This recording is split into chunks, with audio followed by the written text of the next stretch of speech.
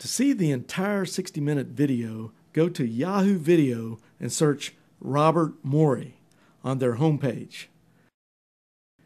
These links will also get you there. www.putfile.com/lieutenantcolumbo/media or staugustinian.blogspot.com and look for important Dr. Robert A. Morey links.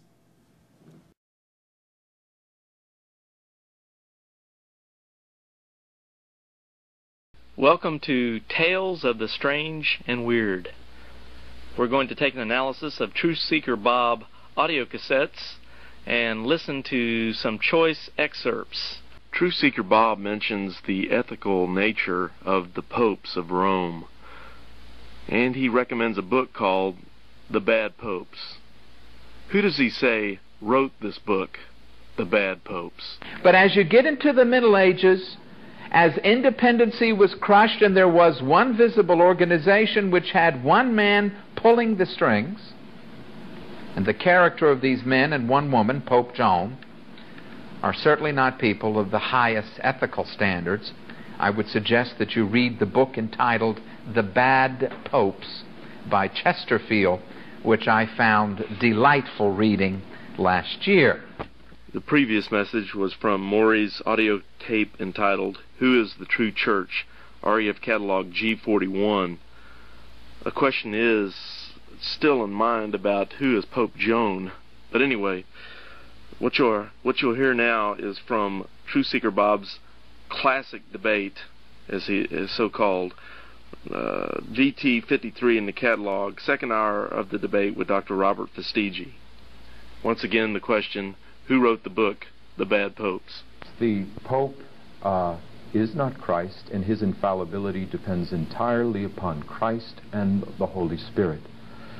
There have been sinful popes, but the majority of them have been godly. Ever read Winchester on the bad popes? Well, all right. Let's not get. We don't get into that, or Jimmy Swaggart. We won't get into that. But my question. In this reference, Truth Seeker Bob says Winchester is the author of The Bad Popes.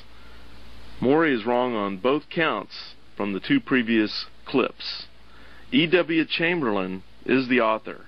Dorset Press, New York, 1986. Apparently, Truth Seeker Bob creates names wherever convenient to him when he cannot accurately recall the proper name or reference.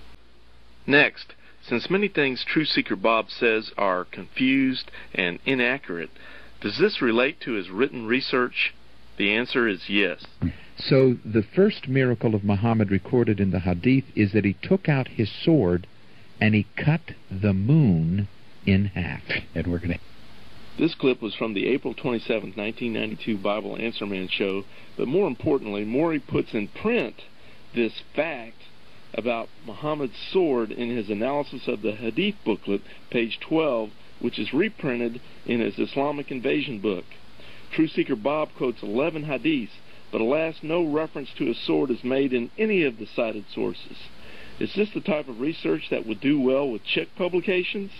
Is this an Islamic Alberto?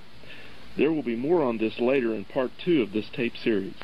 Now let's examine the question of how long did it take for Truth Seeker Bob to write his famous Islamic Invasion book.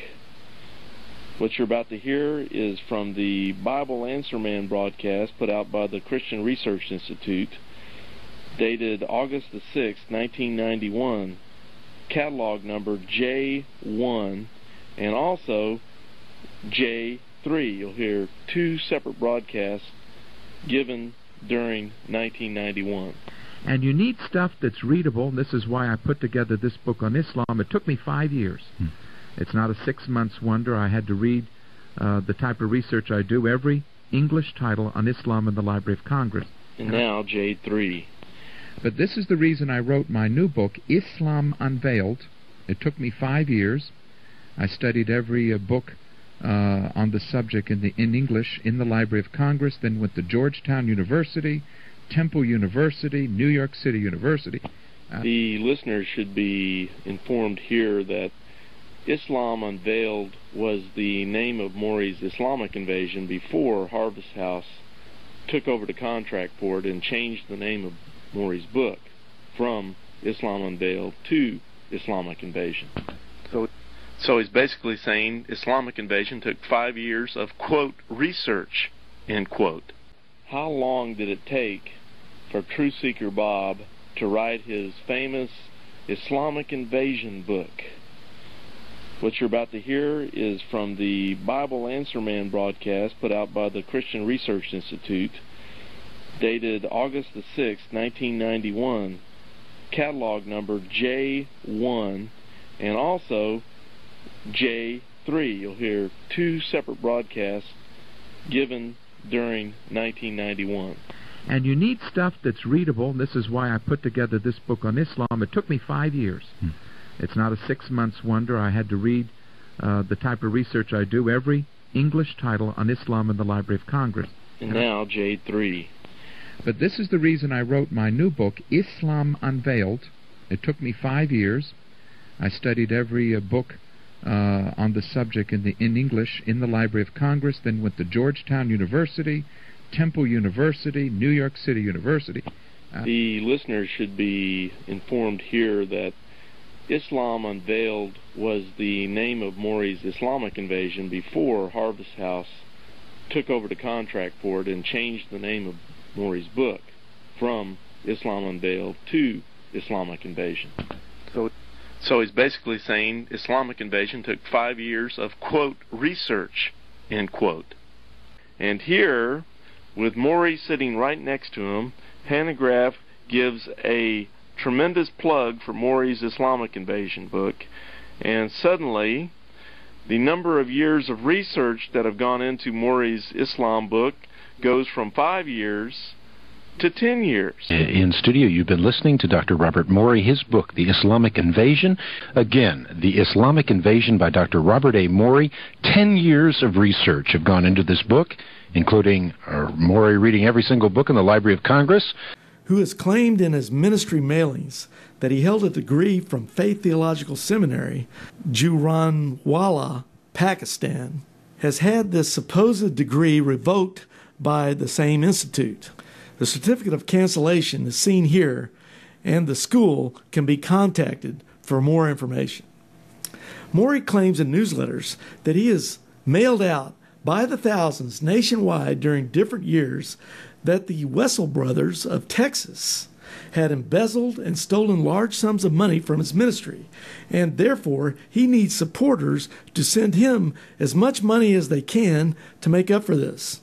Morey has consistently made these claims about the Wessels brothers, who he, in more recent years, refers to as the Russell brothers of Texas. These claims have been made by national mailings, word of mouth, facts, in his church, at national conferences, and even on his national radio show over many years. Documentation and witness testimonies indicate Morey has claimed the Wessels have stolen anywhere from $30,000 to as much as $150,000. Instead of turning the Wessels over to law enforcement officials for criminal prosecution, Morey has chosen to seek those who will believe his Wessels-Russell brothers of Texas story in order to secure sympathy and financial support. If Morey's claims about the Wessels and or Russell brothers are untrue, then Morey is telling false stories in order to obtain money from the public. If you or someone you know has heard this story, or more importantly, if you have actually given money to Robert Morey as a result of this story, please contact us right away. Please contact Larry Wessels, Post Office Box 144441, Austin, Texas 78714, or call 512-218-8022 and leave a message. And now for a final word from Truth Seeker Robert Morey. David, welcome to Truth Seekers. Hello, Dr. Morey. How are you? I'm doing fine, having more fun than is legal.